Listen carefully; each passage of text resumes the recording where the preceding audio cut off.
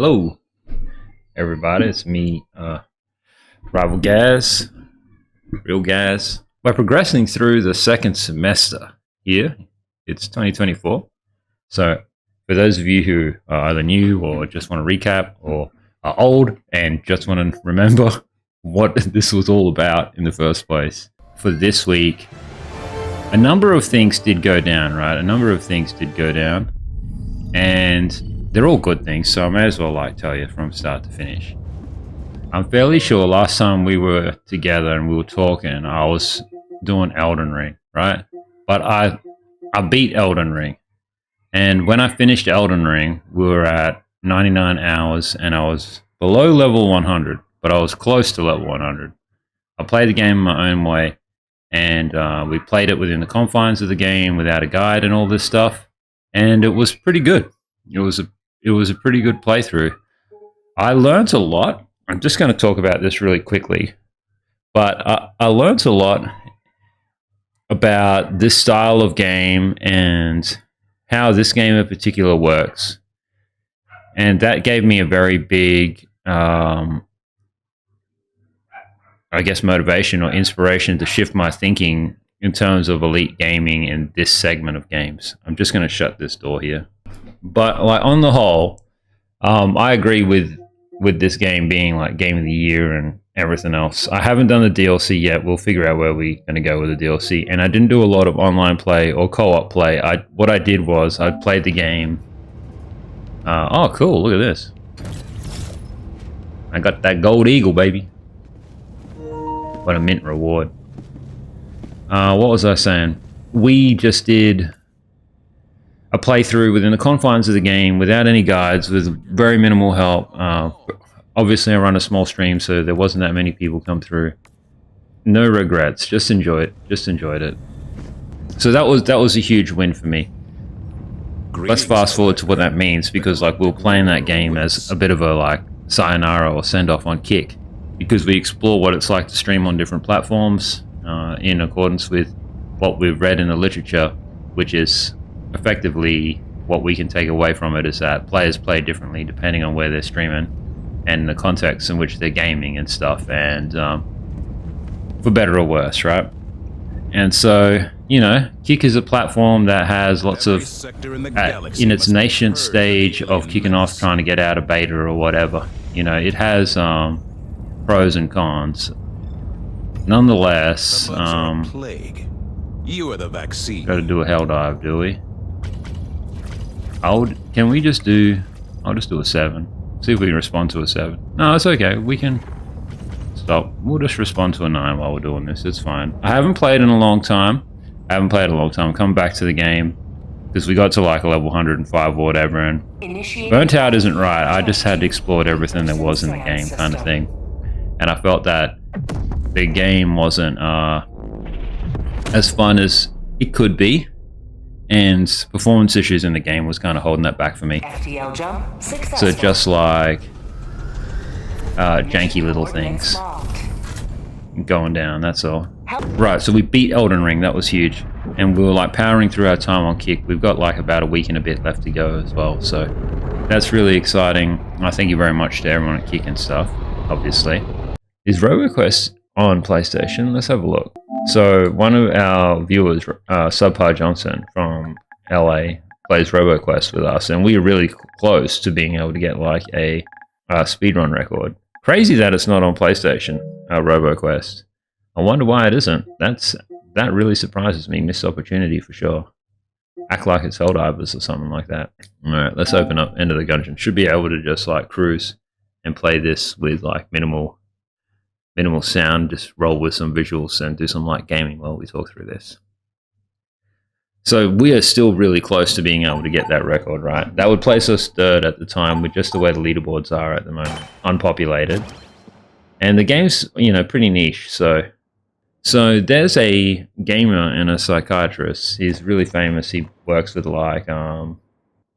Mizkif, I think I've seen him work with, and a whole bunch of other streamers. You probably know who this guy is. He's a tan fellow.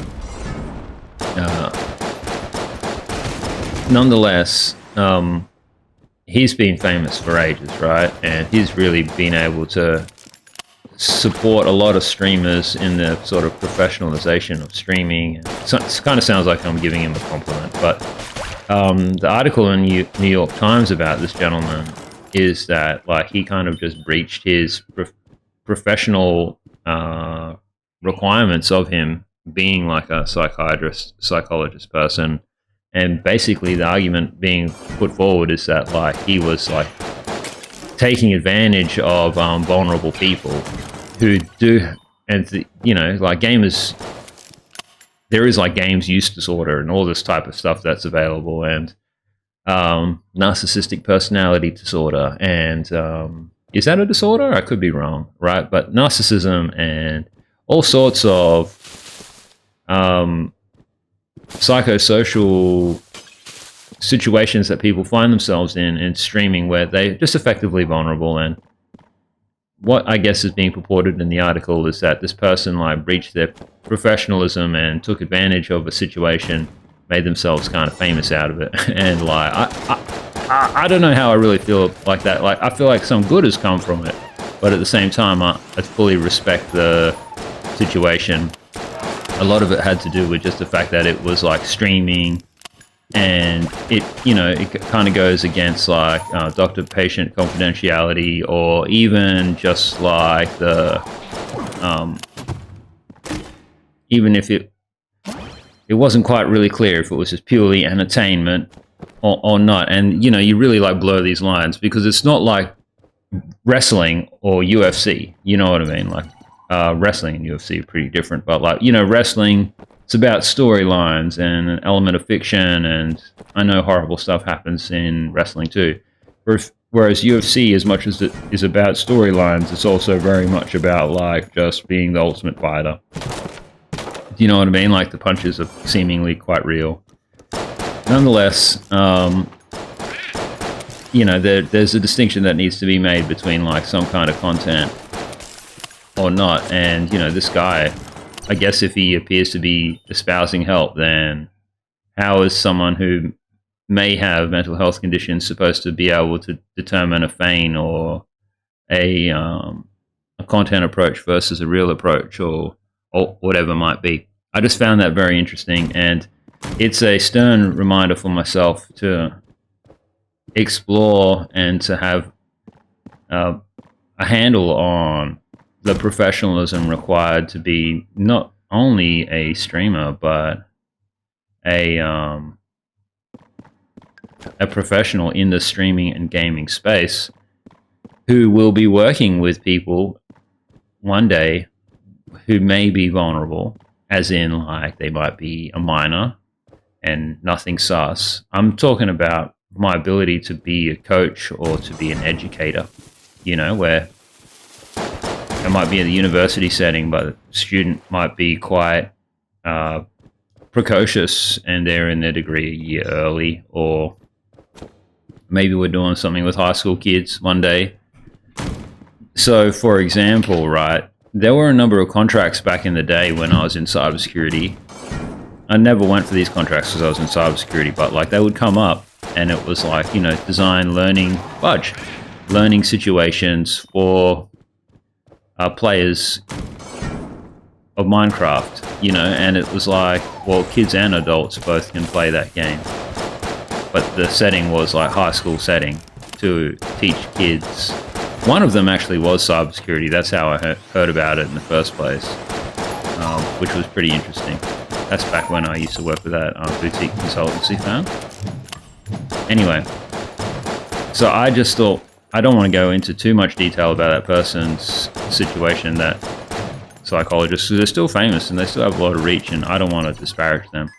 And I don't want to add fuel to the fire, just really no different to when Huberman got his expose in New York Times, and it was really like a character assassination attempt, seemingly, in comparison to his mission to provide, like, you know, evidence and science-based research to the public for free to help everybody.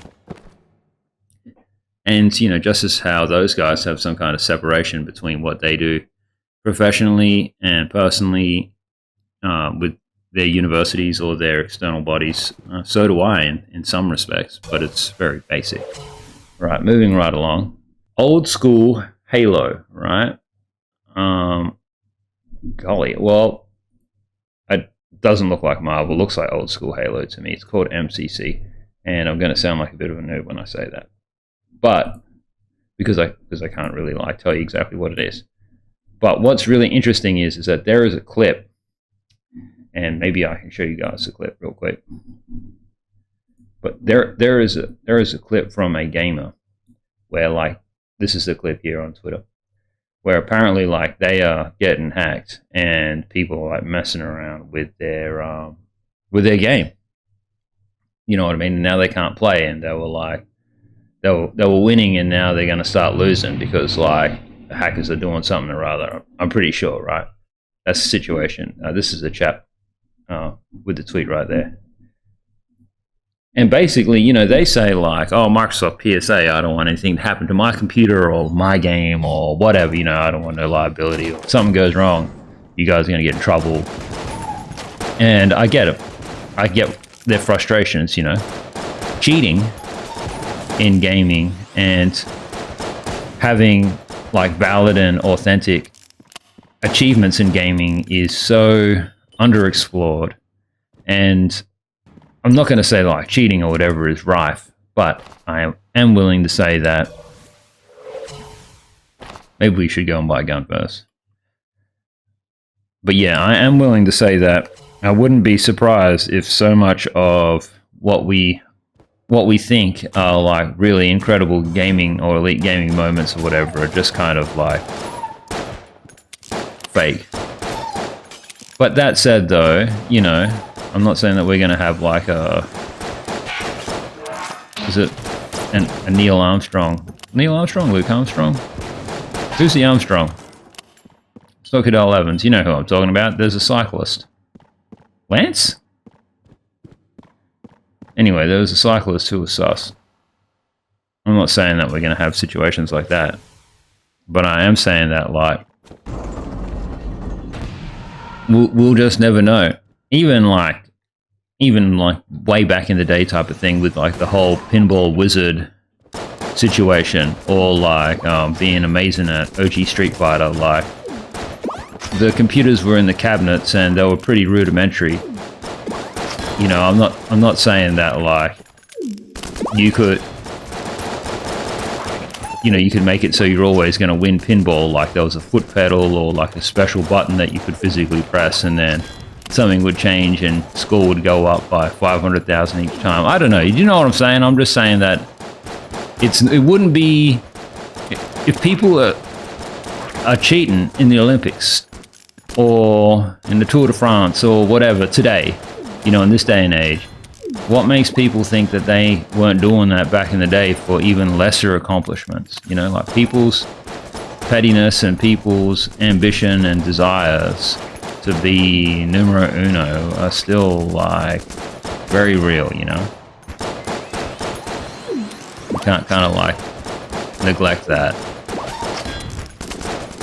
Alright, there's another tweet that I want to talk about, and I saw this before and probably should have followed on from the psychologist one because it's related to one's mental health in the streaming space. But effectively, there's a streamer, and let's just say they had we'll be generous and say they had 45 viewers, so they were just 35 to 45 viewers, so they were about halfway there to their verification on Kick. That's their green tick on Kick. If you're not familiar, you're a legit streamer on Kick if you have a green tick. I don't have a green tick. I don't have an audience of 75 real people that watch me 9 to 5. Full ammo, sick. That was surprisingly decent. I can't believe we made that. Basically, something happened and then the streamer took a break and now they're back and they're streaming with one viewer, right? And it's a sad story. And the tweet is full of all sorts of mixed emotions. It's pretty rad to read, actually. And if you're a dick about it, you can't help but kind of just have a bit of a chuckle because of how difficult streaming is and how improbable it is that you're going to get the success of your streaming career. You know what I mean?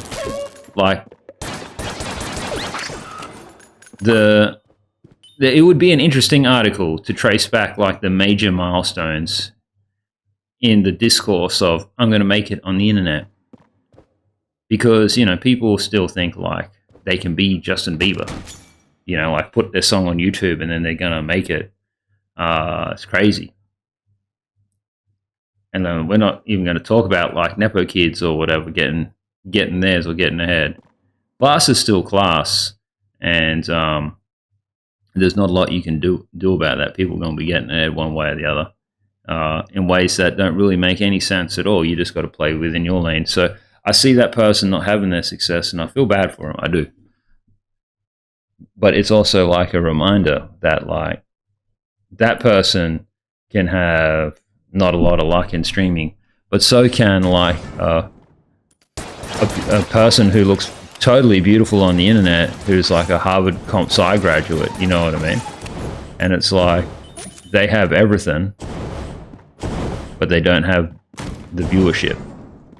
It's crazy, hey, how like people just want it all type of thing. And I've always been that, and I've said it, I even said it on my stream this week, but like, sometimes you're the person to do it, and sometimes you're not the person to do it. And sometimes you're the person to do something, and there's probably someone a zillion times better than you out there who didn't get that chance to do that, but you're the one doing it. Not everything is like so astronauty. Astronauty is such a funny word. So yeah, I saw a Reddit post about Helldivers, and basically they was talking about how we'll just return to the breach.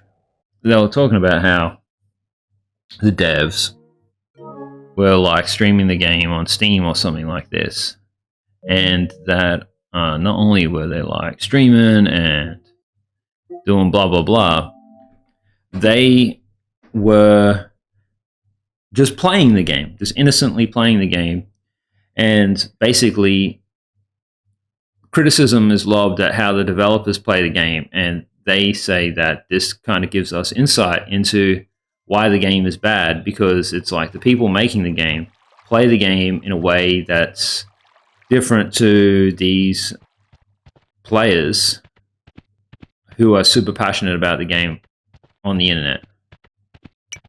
And I totally get it. I totally get it. However, it's like, it's not the be-all and end-all type of thing. So we play the game how we want to play the game, usually, right? And that's always choice. But developers make a game and they have like a vision about how they would like us to play the game or whatever. And that's also choice. And we can see this disharmony between how players play and what players want to see, and what developers do and what developers want to see. And it's just interesting to see that in an attempt for the studio to be transparent and to appease its PC player base criticizes the game in development, so vocally and out aloud, and social media and stuff. These people having this kind of voice in this kind of way, I'm not trying to cancel that, I'm like all about freedom of speech, and this is the outlet for it, and there's many benefits of this being the case, that people can have a voice. But it is completely worthwhile acknowledging the fact that like developers need the opportunity to cook, and it also is completely worthwhile acknowledging that this is a real challenge for Sony, because like, you guys might not know this, but PlayStation 5 sales are down. Software sales are up, but PlayStation 5 sales are down. The Helldivers is like a PlayStation 5 exclusive game, but it's also like a PC first game. And the game just doesn't even play right on PlayStation, so they've bungled the PlayStation side of it too. Oh, shivers. There were baddies on this side. So I'm not sure what to think about it. And I posted about it on LinkedIn. My primary concern with the game is that it doesn't have the PlayStation 5 level of quality that we're expecting. It doesn't even have the PlayStation 1 level of quality, where the game just crashes all the time. You guys know what I'm getting at. Like, you kind of want this stuff to work. It's not a big ask.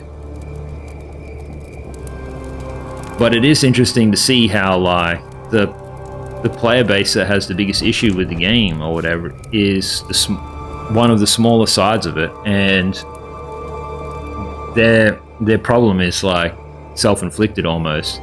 That said, though, we obviously gotta love the passion and appreciate the passion of what they're doing. You know, like, kind of idiotic not to. And I'm just gotta say it now, if I haven't already said it. Like, I definitely think this game's gonna be Game of the Year, for sure. It's got everything that's there for it. But I can't help but think that this game is like start of. It's not the start of a new trend, but it's like the culmination of a trend whereby, you reckon I get invaded on both sides or what? Let's go have a look. Whereby developers are just simply going to release betas and alphas and games early, and they're going to just charge you half price. And then when the game is finally made in 18 months, they'll release the game for full price or full price plus with a DLC or whatever. You know, and then let's just fast forward that type of business model to just the money printer that is the subscription revenue business model, and I won't be surprised if everyone will just be like subscribing to a studio, you know what I mean, and then just never even getting a game. There's two completely different effective like manufacturing philosophies or ideologies in making games nowadays, and I'm wondering if, like, as I said this before, it was like tinfoil hat, but like, I'm just wondering if the whole Helldivers thing is like just an industry scramble around the whole Starship Troopers IP and first movers and copycats and everything.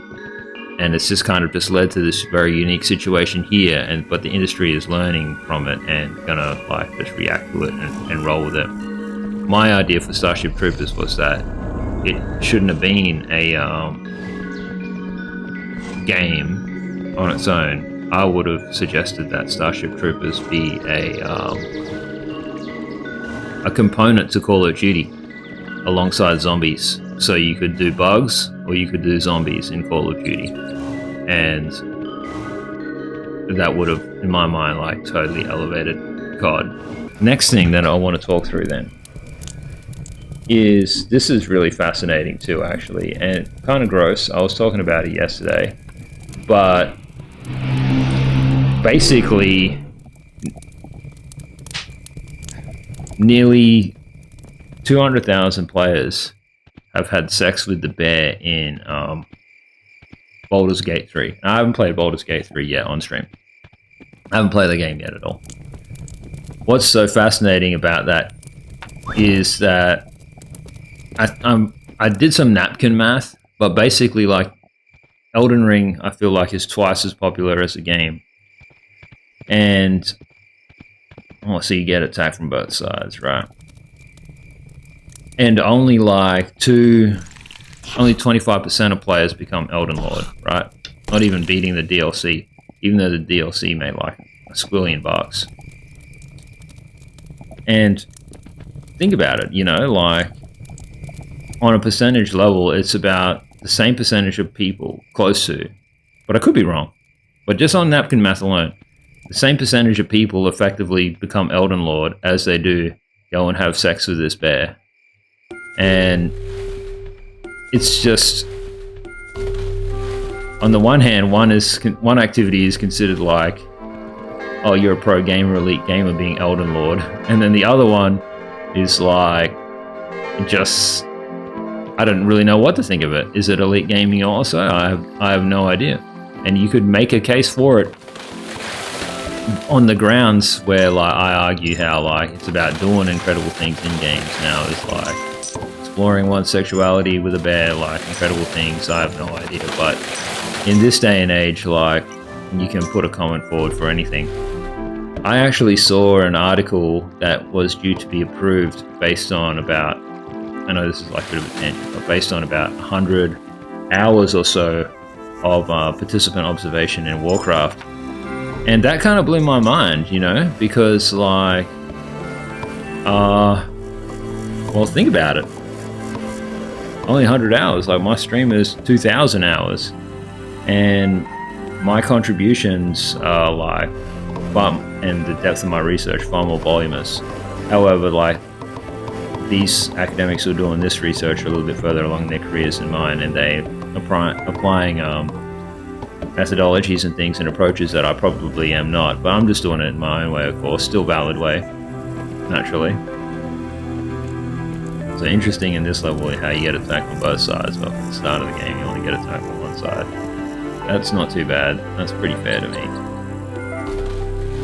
So there's a lot of like running out and seeing if we can get some recruits and stuff, trying not to die. Interesting. Probably going to need the trebuchet straight away if we can. Another point that I thought was really interesting is that like there are a number of very big African American streamers on Twitch. And hey, good morning, Kratz. Hopefully you're doing well, man. Just doing my PhD recap. And there's this one particular streamer who's really popular, and they have been in the spotlight with the CEO of Twitch quite a bit. They made a comment on esports and basically saying how like esports is kind of like just as hard or harder than many like Olympic sports, and you know, generated a bit of interest, a bit of controversy with that statement. And I'm not sure what to think about it, but I am pleased to see that at least there's some conversation about it on Twitter.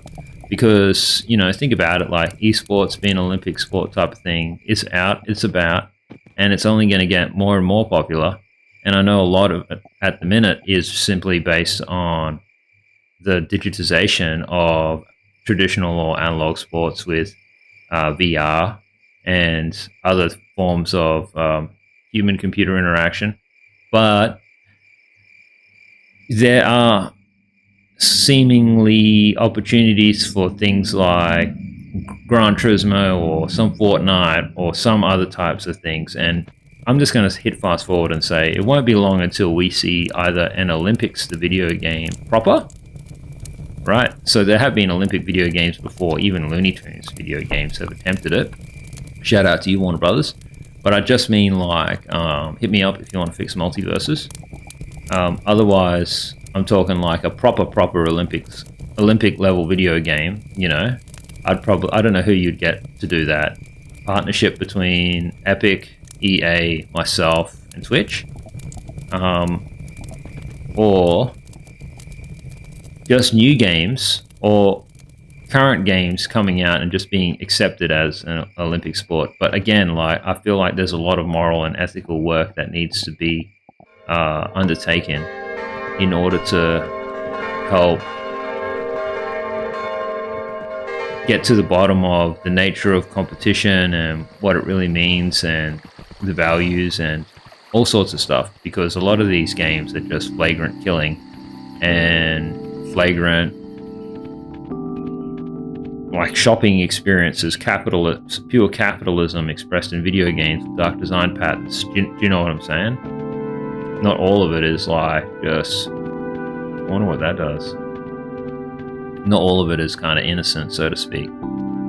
There was some talk by a very popular streamer on Kick about the nature of concurrent viewership. So that concept is called CCV, so how many people are watching you at any one time. And it was like, you did need a number, it's espoused, of like 25 average to be able to work with brands or something like this. And basically the argument's coming out that like, why even matter about concurrent viewership? It's just more about like total reach or something like this. Particularly when it comes to being able to like work with brands and get sponsorships and deals. And I understand from a brand's perspective, like let's just say Corsair or Razer's perspective, that they're going to want to duel McDonald's, you know, and have reach, get reach. And I'm all for that. I think that's 100% what you got to do.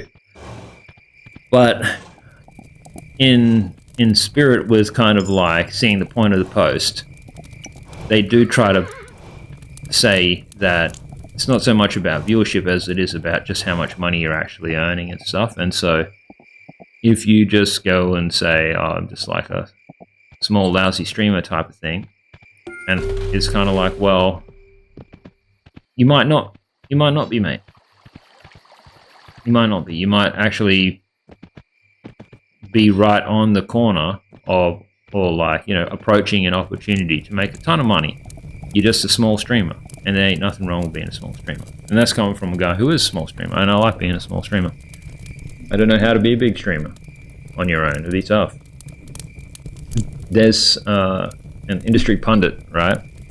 And there's a chart going around at the minute about concurrent viewership, live viewers in 2024. And of the, let me just see, 1, 2, 3, 4, 5, 6, 7, 8, 9, 10, 11, 12, 13, 14, 15, 16, 17, 18, 19. So of the top 20, basically the top 20 events or whatever of the year, 1, 2, 3, 4, 5, including the top event of the year are Twitch. Then 1, 2, 3, 4, 5, 6, 7, 8, 9, 10, 11. More than half of the list is YouTube gaming. Then there is it says here the 1, 2, 3, 4, the fifth most event, fifth and seventh most watched were on Kick, but Kick basically has 1, 2, 3, 4 of those on there of the biggest events of the year, and these are all viewerships above 400,000, right? Peaking at just below 4 million. And on average, the average number is about 500,000 viewers across all things. This includes things like the Game Awards, Aiden Ross's. Aiden actually has 2 in this list, which is pretty neat for him. Congratulations, mate. Kai's obviously on that list. You know, Nintendo of America, a lot of Nintendo, Xbox themselves, obviously. So, you know, like big brands, and surprisingly, just one video game called Warframe on its own. So it goes to show that, like, the whole idea of having just an influencer do everything is one thing, but your brand in and of itself can do it, and your game in and of itself can do it, and your studio in and of itself can do it, and your company and your video games company in and of itself can do it. You know, when I was talking about the Olympics and stuff, there ain't no reason why the Olympics or EA Games couldn't be #1 on that list. There's no reason, right? There is no reason. Just think big. If you want to achieve it, guys, just contact me. I'll gladly come in and consult for you guys. The next thing was, this is a little bit different from streaming, but there was some academic research on exercise and diet interventions to improve mental health, right?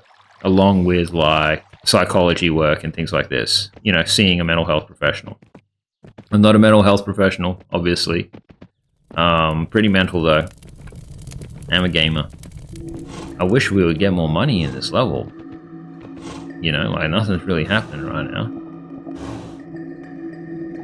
Gotta keep expanding. Did I make a mistake? Maybe we gotta power this thing up. I'm gonna wait for it to be like daytime again, then we're gonna dip. So basically, this kind of exercise and mental health research stuff is important to me because of how I've experienced it as a gamer doing what I do, and I know many people experience it. Like we were even talking about how, like, you know, these psychologists and stuff see this, and then they like using it as an opportunity to advance their own careers or whatever. But basically, the study goes to say that, like, seeing your doctor and getting yourself fixed up mentally versus doing diet and exercise, or even just doing some solid exercise alone to the same intensity that you'd be following your mental health prescription from your mental health provider. Basically, they're just as effective as each other, right? Which is very impressive. So what that kind of means is like, you reckon that this is the end or what? What did I do wrong on this playthrough? Or did I just get unlucky because we ain't getting no money coming in? We need more bow and arrow boys for Rizzle. It just means that you can, obviously both would be better than just one or the other, but it means that for gamers, and at least what I'm going to take away from it, is that there is, I'm going to run to the right. I saw that old cave, but it was closed on the right, so I'm going to run to the left. I'm going to go all the way to the end and see what's up. Right, so when I think about exercise, because I'm not doing a lot of it at the moment, I'm still losing body fat though, like I'm just still trying to get trim. Didn't realize how much, you don't really realize how much fat you carry until like you think you've made some progress and realize that you haven't at all, you know, and you're like, damn, I kind of got to do this all over again to get to where I thought I was going to be. But that's okay in my case. But the point being is that if I was going to be an esports coach, or if I was going to consult, or if I saw a team or whatever, I would be looking at their diet and exercise to see where they're at. Because there's a lot of like mental unhappiness that comes from trying and failing, trying to achieve, trying to be a winner and not getting it. You know what I mean? A lot of mental unhappiness does occur. And you even see that in our viewership. You know, we only play with Subpar Johnson, but even in his, and I know he's not a test subject per se, right? He's just a fan of the stream, and I appreciate his support for the stream. But you can see by his own frank admission that, like, when he's not getting the result in RoboQuest, you know, it's not a burden, but like, you know, weighs on one's mind how you get it. Okay, so the thing is on the left this time, but there is a portal for bad guys. I've got no money to recruit those guys. No walkers, so we'll just run back and see what we can do.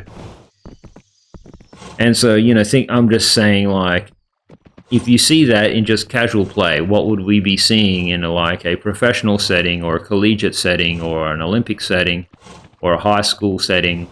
You know, it doesn't have to be varsity. It could just straight up be just some pro gamers in Australia, in Melbourne or Queensland or something like that. And you want to be making sure that they're like happy when they play. Remember that. You guys remember how I came up with that two-factor model for your play score and then your professional score, and how I felt like, just due to the very medium and nature of what it is that we do with video games, that both were important metrics to be observing. I felt like you were more competitive with higher play scores. I'm not saying that's universal, you know. Again, it's just a matter of like psychology. So yeah, both diet and exercise are both super effective for making a bit of a difference in one's mental health, and I think that can be applied in the gaming setting. I do. Right, let's talk about Kai Cenat, and thank you, Kai, for playing the games that you do, you know, generating the hype that you do in the way that you can, because it got me to play my backlog catalog of games, mate. So that's huge. I wouldn't mind hearing their opinion on how people felt like his playthrough of Bloodborne or whatever was diminished just due to the approach that he took. So people were saying that he beat the game in 30 hours or whatever, and that he rushed, and that you know, chat was like carrying him, telling him what he needed to do, and that he was using like exploits or glitches or something like this in order for him to beat the game, and something like he did some grinding or whatever. I know that people hated on me when I played Elden Ring the way that I played Elden Ring, even though I didn't use a guide or whatever. It's like I'm not superior because of how I chose to play the game, if that makes sense. I just was trying to play it in whatever was fun and challenging for me, and I guess he's trying to play it for whatever is going to be. I'm not going to burn that horse's tail, don't worry. Whatever is going to be like capable for him to do, you know. But yeah, I just found it interesting how basically, you know, he played, and he did it in the way that he did, you know. When I played Bloodborne, I felt like it was a game that needed grinding like almost immediately, as well as like learning the fights and things like this. And I'm sure there's some kind of systems that not necessarily like can be abused, but can certainly be capitalized on in that game. I do want to revisit it. The game due for a remaster or whatever. Honestly, I have no idea. I have no idea. Don't they have some kind of like AI upscaler or something that they can just run that game through, you know, and then just some kind of like AI texture enhancement with sharpening? Do you know what I'm talking about, guys? Hey, g'day. So I was just doing the PhD recap. So yeah, he beat that game in like 30 hours or so, and I thought that was like super impressive. And in and of itself, I would like to go back and try it again. And yeah, I don't think any like more or less of them as a gamer because they chose to play the game in that way. Because it ain't like a competition or whatever, and skill sets already been proved, you know, like he beat that guy on horseback at like level 1 or whatever. I didn't even do that. I was like, that just seems stupid.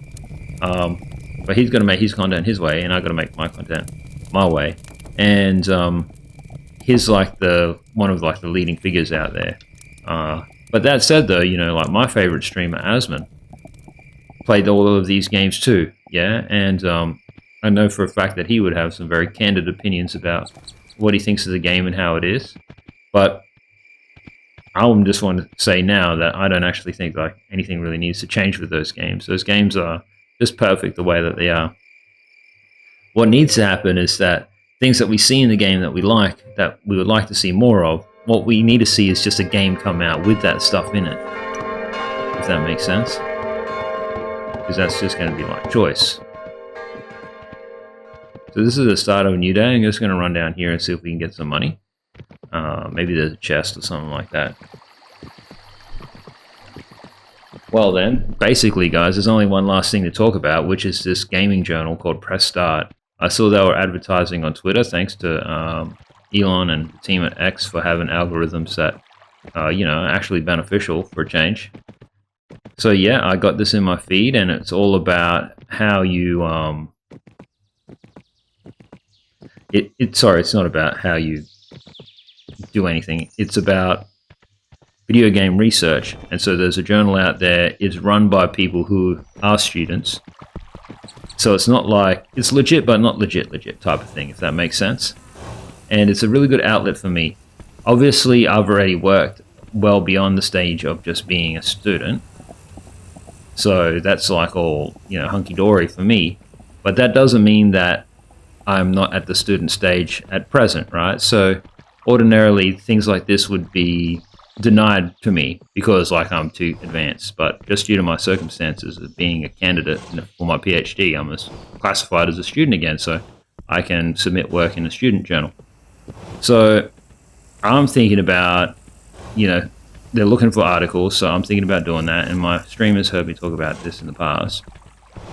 I'm chuffed that they got back to me, so I've got an account and everything, and now I'm also in a position where I can review manuscripts as well for publications that are going to come out in this journal. So without a doubt, my manuscript will be peer-reviewed.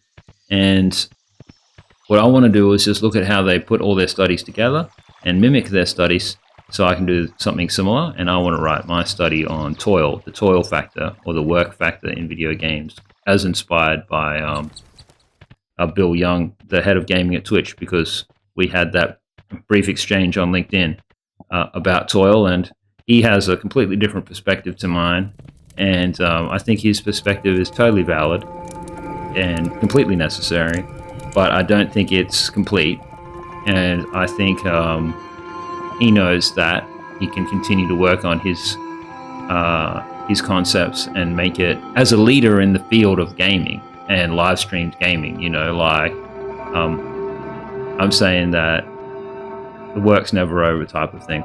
So I really value what he shared, and I'm hoping that I can expand upon this concept in this journal here. I feel like it's an appropriate place for it. Are there other journals and stuff? Yeah, but I wasn't planning on doing journals until the second or third year, and because there's just like start of PhD stuff to go over, to get through. Same with the brand partnerships and things like this. Like, I was not really keen to start talking to brands and stuff until after I got my scholarship, you know. So my scholarship was 90,000. So not getting it is like, obviously I can't do anything just due to how we budgeted the stream and financing the stream and doing everything. It was like, we're gonna have this for this time period, and we're gonna do this and we're gonna do that. And so it's not like I'm poor, you know, it's not like I didn't have money. It's just like we knew 9 months in advance what we were doing, so we strategized for it, and then we just lived differently. And then when the money didn't come, it was a huge letdown, right? And that's what people chose to do. Right? I'm not going to say the university. I do need to say that, like, I'm changing my tune about the university. No one's paid me to do so. No one's fixed anything. But like, I'm tired of telling a bad story about where I'm from. The truth is that where I'm from is amazing. I'm from here. But there's a bunch of people who are not from here who come here and ruin it for the people who are from here, period. And I'll make no apologies about calling out people like that, because they're getting in the way of mine, period. So because I can't do what I really set out to do, it makes no sense to go and talk to brands. You know what I mean? Because not only am I like a nobody streamer and nobody content creator and nobody gamer type of thing, you know, like, I'm not saying I'm not intelligent, I'm not saying I'm not right, I'm not saying I'm not skilled. I'm saying that, like, just in terms of raw popularity, like, I got no reach. And that's fine, I'm a human being. Do you know what I mean? I'm not the president, and I'm not a huge social media influencer with Nepo kids growing up in the right part of America at the right time. You know what I mean? It's nothing like that. I am who I am, and I got my skills in doing this kind of stuff, and up here upstairs. I got to do my thing. I got to do my thing, I got to do it my way. So it was like working with brands has been set back until something clicks or something comes together, and I'm not sure what, because you need to have something to offer brands and these companies, if that makes sense. And so having a pool, having my finance pool, so that way I could go and actually launch the lab, because we were supposed to be doing a launch and IRL streams, all this stuff. I can't do any of that stuff because it's not funded anymore, obviously. So I got to do the free stream, the shoestring version of this entire project. And you know, there are companies with money, and they don't work with people without money. Period. And I wouldn't blame them. This is how the industry works, guys. So I've got to find another way for me to kind of rock up and appear on the scene and not be a scrub and have something to offer, right? And I have no idea what that is or how that's going to look like or anything like that. Which is why when we did get to talk to Corsair when they were looking for people, it was like, I'm going to use this as an opportunity to try and meet someone from R&D, not as an opportunity to like be a wannabe influencer type of person and be like a Corsair ambassador type of dude. Would I be a Corsair ambassador type of dude? It's like, yeah, but we got to talk about it. You know what I mean? We got to talk about it. But the truth is that, like, I'm in Australia, right? I'm in Australia, and we are not a big market. They don't have the kind of resources here to do the type of things that I'm espousing. Like, you know, I'm not saying, like, why would Alienware give me a lab? You know what I mean? Why? They're American. If I was American and I was in Texas, it would make perfect sense for Alienware to hook me up with a lab, you know, if I was doing this at the University of Texas in Austin or something like that. But I'm not. I'm doing it here, you know, in Australia. And I'm doing it in a territory which is kind of like how Puerto Rico is a territory of the United States. So you know what I mean? Like, I'm doing this work in, I'm not even in the picture. You know what I mean? I'm just out of sight, out. No, he died. Man, this level is tough. What was he doing outside, the idiot? And how did they break through? Where are all the other bowmen? We're getting no money this round, eh? This stinks, and everyone's getting decimated. There's no money anywhere. These lands just aren't fertile. Or whatever. Okay, we're gonna... Did I just run to the left before and search for money? Need some kind of cheat code or something. No one can even farm? Can't even put up another fence. Man, this run is over unless we get some money. As is pretty much this PhD update, guys.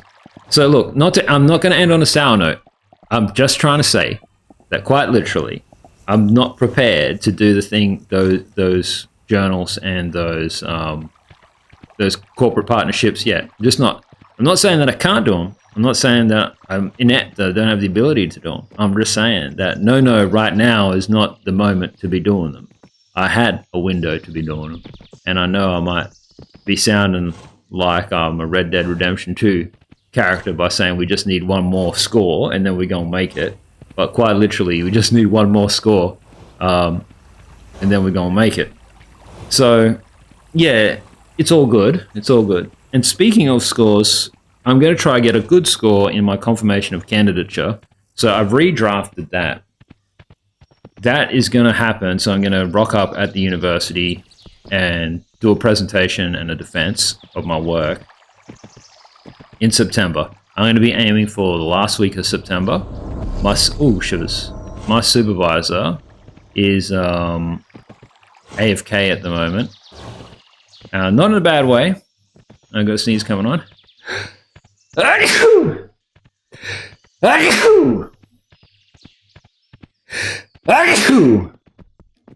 me. Yeah, so basically, it's like, as director of arts, they got to go places and they got conferences and stuff to go to. I heard through the grapevine maybe they're going to go to Montreal. I know that they were just in Bali before, and basically it's like I would like them to be present, so because they're invited, everyone's invited, obviously. I don't know if I can televise it, my confirmation. I do know, I don't know if it's for the public or not, but I will do a public version if people are interested in it. I could very well at least just do a YouTube video where I talk through the exact same stuff, as well as answer the questions that I was asked. I could do that. Yeah, so my confirmation of candidature. So I redrafted it, and then you got to do not only the project, but a Gantt chart with some project stuff, like written up about it. And that's all there. That's all there. But I reread it, and I was like, the tone isn't right. So I want to redraft it again, so that way it's a lot more happy and upbeat. Because the fact of the matter is that when I said before I want to change my tune about things, it's like I've been done so wrong, and no one cares. So if I am the only one caring, I'm just propagating my own misery type of thing, Sometimes in life, you just got to be the one to put it past you and go, yeah, it's over, because no one else cares. And it's never going to get fixed, and who cares? So what I need to do is just try to steer the situation in my advantage. And so if nobody cares, it's like, let's just write something where they're going to read it and they're going to feel good when they read it. It's very simple, right? It's very, very simple. So for example, if you're a video game developer and you got to insert T's and C's in your game, no one's going to read it, right? But at least don't make it so it's triggering or aggravating. And so because of how hard done I've been, it's like you got to tell a story, right, in these things about how you got to this point. And it's like, well, I can't really tell. My story is like a drama, So how do I not write a drama? And how do you turn a comedy you know, how do you turn a drama into a comedy type of thing, a feel good? And that's my challenge, and I've just got to like whitewash my own history because the people who are going to read this don't care. You know what I mean? And I don't want to give them any ammunition. I should have said that, inspired by the game, to like think negatively of me or my work or whatever, because there was like, this thing's got a problem, this thing's got a problem. You know what I mean? It's like, no, the problem's not with me. The problem is you guys, right? But you can't say that. Do you know what I mean? So I just got to be like, there's no problem here. There's no problem here. There's no war in Ba Sing Se. That's all I got to do. It sucks, but like, maybe this might be something that you guys might be able to take a lesson from in your own like professional lives or whatever, where it's just like, some folks just flat out don't care, so just build a bridge and get over it. You know, that's what we used to say when we were kids, like, you know, don't have a cow, man. Like, but you know, the reason why I'm so upset about it, and why I was so upset about it, it was just because of the people who I was dealing with and stuff. Like, they don't miss. They're not supposed to. They don't say things like, we'll get you a scholarship or whatever, unless it's happening, you know what I mean? So it was just something just really went wrong. That's all I'm saying. I can't tell you what exactly, but something just went wrong there. I don't know what it was either, and I never will know. But like, I have not abandoned my thesis or my work. I'm not a quitter, right? And what's really interesting is, the only thing that I'll quit is like a bad speedrun attempt, obviously, but like, or smoking. But it's like, Tara helped me get in, and I appreciate that, you know. I still want to do, they inspired me to do an artifact exegesis thesis, and I'm still going to do that. They're still like the world expert in this type of thing, you know, and they're still a world expert in play studies. And what I'm doing in Elite Gaming is like the highest level of play, you know. So it's just such a shame that whatever happened between with my supervisor and my supervision and the university and me just getting all screwed over in the whole process, it was just truly unfortunate. But I'm not gonna do a bad job, you know what I mean? That person's not a bad person. They're old, they're senior, they're experienced, and they're in a completely different class and category to me. Do you know what I mean? Like, at the end of the day, they tried to help me, and at the end of the day, I learned so much from them and so much from this experience in this process. And there are some very strong concepts, things like artifact and exegesis work, things like disintermediation, a reapplication of my enthusiasm for theoretical bases. They inspired a lot, and I like to think that I inspired something in them too, but alas, you know, it is what it is. And when you're hurt and you're getting screwed over, you're just going to react the way that you're going to react. You're human, you know? You're human, and that's that. But, you know, my story isn't like, is far from over. It's definitely far from over. And maybe the next update, or the one after that, like, we won't even be streaming anymore. Like, it'll all be over because we finished our 2,000 hours on Kick. And then we're going to have to, like, lock in what we're going to do next and where we want to stream next and what that looks like. And I got some ideas. I can't reveal all of them. Some things because I got some things that could be a surprise for the small community that we have. And some things that, like, there's no right or wrong way of doing things, right? There's literally no right or wrong way of doing things. It's just, you can kind of surprise them, or you can get them involved, or you can just whatever. And here's something about me that most streamers do not understand, right? You do not place demands or expectations on your viewers, period, ever. You can have demands and expectations on your staff, or and that includes your moderators, because they're effectively like working for free or whatever, you know. But you do not have demands and expectations on your viewers. The whole point of viewers is to get someone to watch so you can feed them marketing material. That's it. You know what I mean? We are in the advertising game, and as they say in Red Dead Redemption 2, it's like the fine art of getting Americans to buy the right thing. Yeah?